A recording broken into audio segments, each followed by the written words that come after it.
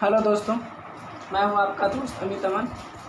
आज हम लोग 12वीं कक्षा के मैथमेटिक्स को पढ़ने जा रहे हैं, जो कि अध्याय रहेगा वेक्टर अर्थात सदिश, वेक्टर अलजेब्रा सदिश पढ़ेंगे। इस वीडियो में हम लोग वेक्टर पढ़ेंगे, वेक्टर के साथ साथ इसके प्रकारों को पढ़ेंगे तथा इस अध्याय में 10.1 को भी हम लोग खत्म करेंगे। तो चलिए हम लोग पढ़ते हैं वेक्टर। वेक्टर अर्थात सदिश, वेक्टर अर्थात सदिश। आप लोग सदिश को 9th में, 10th में और 11th में भी पढ़ चुके हैं। चलिए देखते हैं वेक्टर क्या होता है। वैसी सदिश राशि जिसमें दिशा एवं परिमाण दोनों उपस्थित हो। क्या हो? दिशा भी हो और परिमाण भी हो। जैसे कि मान लीजिए कोई व्यक्ति 5 किलोमीटर पूर्व की दिशा में गया, इसमें क्या हुआ? 5 किलोमीटर पूर्व, इसका मतलब क्या हुआ? 5 किलोमीटर इसका परिमाण है।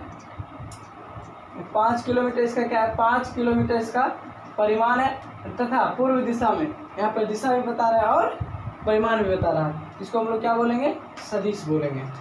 चलिए, इसका कह रहा है कि तथा यह एक निश्चित दिशा वाली कोई भी रेखाखंड दिश रेखा कहलाती है। हम लोग कोई भी निश्चित दिशा में, जैसे कि पूर्व दिशा में खींच दी रेखा, ठीक है, पूर्व दिशा में रेखा खींच दी तो कुछ ना कुछ इसका दूरी होगा। जैसे 5 किलोमीटर मान ली तो 5 किलोमीटर पूर्व दिशा, 3 किलोमीटर पूर्व दिशा, पश्चिम दिशा, ये सब क्या है? एक दिष्ट रेखा है। क्या है? एक दिष्ट रेखा है। चलिए इसके बाद देखते हैं कि सभी संख्या एक अदिश राशि है।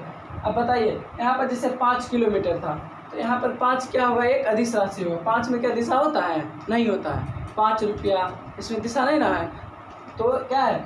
एक सभी संख्याएं क्या होती है? अदिश राशि होती है। अगर उसमें दिशा को हम लोग जोड़ दें तो क्या बन जाएगा? सदिश राशि बन जाएगा। चलिए इसके बाद देखते हैं सदिश के प्रकार। सदिश के अलग अलग प्रकारों को हम जानेंगे। चलिए, पहला सदिश है मात्रक सदिश। पहला सदिश के प्रकार में क्या है? मात्रक सदिश। मात्रक सदिश से जानने से पहले आप लोग को एक चीज़ और जानना जरूरी है। हम लोग परिमाण किस तरह निकालते हैं? कोई भी सदिश का क्या कैसे परिमाण निकालेंगे? परिमाण का मतलब होता है कि वो ओरिजिन से कितना दूर है, ओरिजिन से कितना दूर है। मान लीजिए कोई, देखिए ये हम लोग 2D ज्योमेट्री है। ये क्या है? 2D है। इसमें 2 अक्ष हैं, एक एक्स एक्सिस है और एक क्या होता है? वाई एक्सिस होता है। कोई बिंदु का स्थिति जरूर होता है, कोई बिंदु का कहीं ना कहीं स्थिति होता है, पोजीशन होता है। ये पोजीशन ओरिजिन से कितना दूर है, ओरिजिन से कितना दूर है। मान लीजिए ये ए बिंदु है, इसका निर्देशांक 2 और 2 है, 2 और 2 है, तो इसका कुछ ना कुछ ओरिजिन से दूरी जरूर होगा। कुछ ना कुछ क्या होगा? ओरिजिन से दूरी जरूर होगा। इसका दूरी हम लोग किस तरह से निकालते थे बताइए? तो हम लोग 10th में पढ़ चुके हैं। ओ ए बराबर क्या होगा? √2 का स्क्वायर अब प्लस 2 का स्क्वायर, इस तरह से निकालते थे। कितना हो गया? 4 + 4 यानी √8 हो गया। √8 को हम लोग क्या लिखेंगे? 2√2 लिखेंगे। मतलब ओ ए का परिमाण कितना आया? 2√2 आया। ओरिजिन से परिमाण कितना हो गया? 2√2 हो गया। ठीक है। तो इसी तरह मात्रक सदिश में भी क्या होगा? मात्रक सदिश जब भी निकालेंगे तो उसका कुछ ना कुछ क्या होगा? परिमाण निकलेगा। और वो जो परिमाण निकलेगा हमेशा क्या होगा? 1 निकलेगा। यहाँ पे कितना आया है? 2√2 आया। इस तरह मात्रक सदिश जो भी होगा उसका परिमाण क्या होगा? 1 होगा। यहाँ पे हम लोग 2D की बात किए हैं, 2D ज्योमेट्री की। अब लेकिन हम लोग 12th में पढ़ेंगे, 11th से ही पढ़ते आ रहे हैं 3D ज्योमेट्री। कौन सा ज्योमेट्री? 3D, जिसमें कि 3 डायमेंशन होते हैं। कितने डायमेंशन होते हैं? 3 डायमेंशन। एक एक्स एक्सिस, ये एक वाई एक्सिस और क्या होता है? एक जेड एक्सिस होता है। कितने एक्सिस होते हैं? एक्स एक्सिस, वाई एक्सिस और जेड एक्सिस। देखिए अब हम लोग इसको मिटा करके आगे बनाते हैं। कितने एक्सिस होते हैं? 3 एक्सिस। मान लीजिए ये एक्स एक्सिस है ओरिजिन से, फिर यहाँ से यहाँ तक क्या है? एक वाई एक्सिस है और एक जेड एक्सिस। बताइए इसको हम बाहर की तरफ कैसे खींच सकते हैं? इधर भी खींचना पड़ेगा। ठीक है, ये कौन सा एक्सिस बना? Z axis. अब बताइए कोई बिंदु मान लीजिए यहाँ पर है, तो इसका भी स्थिति होगा, इसका भी क्या होगा? स्थिति होगा। जिस तरह इसका स्थिति एक्स एक्सिस से इतना दूर है, एक्स एक्सिस से मानिए कुछ ना कुछ दूरी होगा, फिर इस बिंदु का वाई एक्सिस से भी कुछ ना कुछ दूरी होगा, और जेड एक्सिस जो कि बाहर क्यों निकला होगा, इससे भी कुछ ना कुछ इसका क्या होगा? दूरी होगा। इससे भी कुछ ना कुछ इसका क्या होगा? तो मान लीजिए यहाँ से पर दूरी होगा। तो तीनों एक्सिस के साथ ये कुछ ना कुछ दूरी कवर कर रहा है। इसको हम लोग मात्रक से, फिर उसी तरह हम लोग परिमाण निकालेंगे। तो परिमाण निकालने का ये भी फार्मूला, इसका भी वही फार्मूला होगा, बस इसमें जेड एक्सिस ऐड हो जाएगा। x² + y² + Z square. मतलब एक्स एक्सिस से कितना दूर है, वाई एक्सिस से कितना दूर है और जेड एक्सिस से कितना दूर है, तीनों का स्क्वायर करके हम लोग जोड़ देंगे। ठीक है, तो मात्रक सदिश में भी अच्छा एक चीज़ और जानिए, एक्स एक्सिस दिशा में सभी दूरी जो, जैसे मान लीजिए यहाँ से यहाँ तक 5 यूनिट है, कितना दूर है यहाँ तक में 5 यूनिट, तो 5 लिखेंगे, क्या एक्स लिखेंगे 5, हमेशा लिखेंगे 5 एक्स एक्सिस दिशा में, ये नहीं लिखना है, लिखेंगे 5i, क्या लिखेंगे 5i कैप, आई कैप, आई जो बताता है हमेशा किसको बताता है, एक्स एक्सिस को, आई किसको बताता है, एक्स एक्सिस को। उसी तरह मान लीजिए 5 से यहाँ तक का 5 दूरी है, यहाँ पर 5 और क्या हो जाएगा जे कैप, क्या होगा जे कैप, जैसे ही जे कैप लिखेंगे इसका मतलब हो गया वाई एक्सिस की दिशा में, किस दिशा में हो गया, वाई एक्सिस की दिशा में। और हम लोग जेड के लिए क्या लिखते हैं, के कैप, एक्स के लिए आई, वाई के लिए जे और के जेड के लिए के लिखते हैं, मतलब आई कैप, जे कैप और के कैप का यूज करेंगे किस दिशा में, जैसे कि बोल दिया आपको 5 यूनिट वाई एक्सिस की दिशा में, तो हम लोग क्या लिखेंगे 5 जे कैप। जिसे बोल दिया 10 यूनिट दूरी है, कोई रेखा का 10 यूनिट दूरी है और वो जेड एक्सिस की दिशा में है, तो क्या लिखेंगे 10 के कैप। समझ में आ गया। चलिए, तो मात्रक सदिश किसको बोलेंगे हम लोग, ऐसा वेक्टर जिसका परिमाण, ये जो हम लोग परिमाण निकालेंगे हमेशा एक आए, कितना आए, एक आए, या फिर दूसरी तरीका में हम लोग क्या बोल सकते हैं, ऐसा सदिश जिसका एक्स एक्सिस की दिशा में, वाई एक्सिस की दिशा में और जेड एक्सिस की दिशा में समान दूरी हो, क्या हो, समान दूरी है, हम लोग उसको बोलेंगे मात्रक सदिश। मात्रक सदिश क्या हुआ, ऐसा सदिश जिसका परिमाण हमेशा एक हो। जिस प्रकार देख लीजिए, मान लीजिए कि कोई वेक्टर है, ए वेक्टर, और इसमें मान लेते हैं इसका देखिए 1/3 आई कैप दिया, फिर 1/3 जे कैप दिया और 1/3 के कैप दिया। इसका मतलब क्या हुआ, ये आई के दिशा में, मतलब एक्स एक्सिस के दिशा में 1/√3 यूनिट दूर है, वाई एक्सिस के दिशा में 1/√3 यूनिट दूर है, और के दिशा में मतलब जेड एक्सिस के दिशा में भी 1/√3 यूनिट दूर है।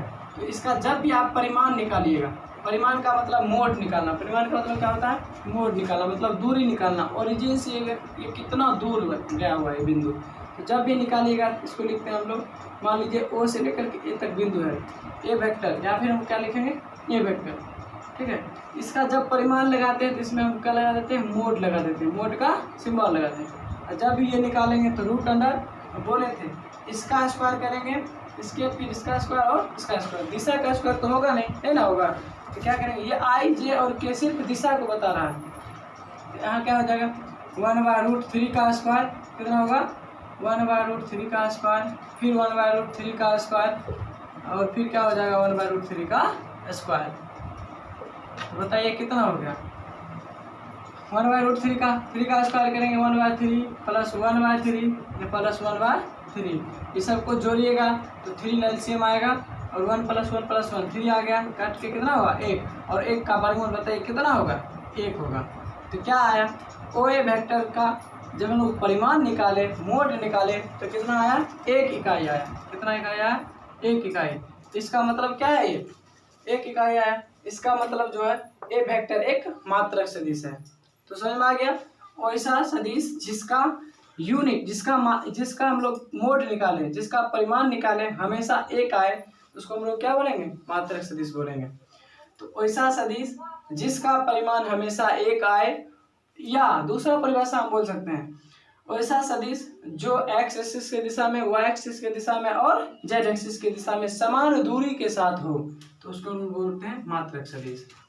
ठीक है, मात्रक सदिश बोलते हैं। ये जो होता है ना, ये एक यूनिट इधर होगा, एक यूनिट इधर होगा और एक यूनिट इधर होगा, तो इसको हम लोग बोलेंगे मात्रक सदिश। इसके बाद देखते हैं संरेखी सदिश। संरेख सदिश क्या होता है, जिसको इंग्लिश में बोलेंगे कोलिनियर वेक्टर। क्या बोलते हैं, कोलिनियर वेक्टर। तो ऐसा वेक्टर देखिए, संरेख का मतलब क्या होता है, एक ही रेखा में होना, एक ही रेखा में होना। जब दो वेक्टर एक ही रेखा में हो, जैसे ए वाला वेक्टर है, ठीक है, और एक और वेक्टर है, मान लीजिए ए वाला, यह 5i कैप, मतलब क्या हुआ 5 यूनिट एक्स एक्सिस दिशा में है, ये दूसरा यूनिट मान लीजिए 10 यूनिट, ये भी एक्स एक्सिस दिशा में, तो दोनों का दिशा क्या है, एक ही है, एक रेखा में। या तो इस तरह रहेगा, या फिर इसी रेखा पर थोड़ा सा दूसरा बढ़ा दिया, ये 10 यूनिट हो गया, 10 आई कैप एक्स एक्सिस की दिशा में। तो इस दोनों को हम लोग एक ए वेक्टर यहाँ से यहाँ तक था ए वेक्टर, और फिर पूरा यहाँ से यहाँ तक क्या होगा बी वेक्टर। इस दोनों को हम लोग क्या बोलेंगे संरेखी सदिश। क्या बोलेंगे संरेखी मतलब कोलिनियर वेक्टर। चलिए इसके बाद देखते हैं सहसमतलीय। सहसमतलीय मतलब कोप्लेनर। कोप्लेनर मतलब दोनों का प्लेन एक ही रहेगा। जैसे कि यहाँ पर देखिए ये वाला प्लेन एक्स वाई प्लेन कहलाएगा। क्या कहलाएगा एक्स वाई प्लेन। ये वाला प्लेन क्या कह, ये वाला क्षेत्र क्या कहलाएगा वाई जेड प्लेन। क्या कहलाएगा वाई जेड प्लेन। और ये वाला प्लेन क्या कहलाएगा एक्स जेड प्लेन कहलाएगा ना।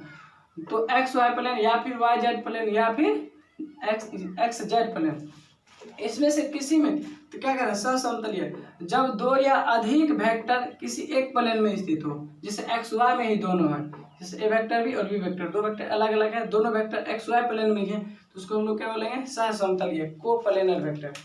ठीक है, इसके बाद देखिए अगला देखते हैं हम लोग। इसके बाद है शून्य सदिश। नाम से ही पता चल रहा है शून्य, जिसका परिमाण क्या हो जीरो हो। जिसका परिमाण जैसे कि कोई व्यक्ति ए से प्रारंभ, कोई बिंदु ए से चलना प्रारंभ किया, बिंदु ए से चलना प्रारंभ किया और अभी तक वही है, टाइम बढ़ रहा है, इसका स्थिति नहीं बदल रहा, अभी तक वही है। इसका परिमाण बढ़ा नहीं बढ़ा, इसका परिमाण नहीं बढ़ा। जैसे ही थोड़ा बढ़ता तो 1 यूनिट हो जाता, और थोड़ा बढ़ता 2 यूनिट 3 यूनिट हो जाता, लेकिन इसका स्थिति बदला ही नहीं, अभी तक क्या है वहीं पर है। इसको हम लोग क्या बोलेंगे शून्य सदिश। ठीक है, जिस वेक्टर का परिमाण क्या हो शून्य है उसको हम लोग बोलेंगे शून्य सदिश। उसके बाद अशून्य सदिश क्या होता है। अशून्य सदिश मतलब शून्य नहीं होगा, वैसा वेक्टर जिसका परिमाण शून्य नहीं होगा, कुछ ना कुछ होगा। जैसे 2 आई कैप क्या हुआ एक्स एक्सिस दिशा में 2 यूनिट है। 5 जे कैप ये क्या हुआ वाई एक्सिस की दिशा में 5 यूनिट दूर है। तो आसानी से आप लोग को ये सब समझ में आ गया। अशून्य सदिश क्या है, वैसा सदिश जिसमें परिमाण क्या हो शून्य नहीं हो, परिमाण शून्य नहीं हो, उसको हम लोग बोलते हैं अशून्य सदिश। चलिए आज के इस वीडियो में हम लोग सदिश के इंट्रोडक्शन को जाना, इसके प्रकारों को जाना। अब हम अगले वीडियो में 10.1 को पढ़ेंगे, क्योंकि बहुत लंबा वीडियो हो जाने के कारण अच्छा नहीं रहता है। तो चलिए अगले वीडियो को इंतज़ार कीजिए और देखते रहिए, लॉकडाउन में इंतज़ार करते रहिए और ऑनलाइन क्लास का मज़ा लेते रहिए। धन्यवाद।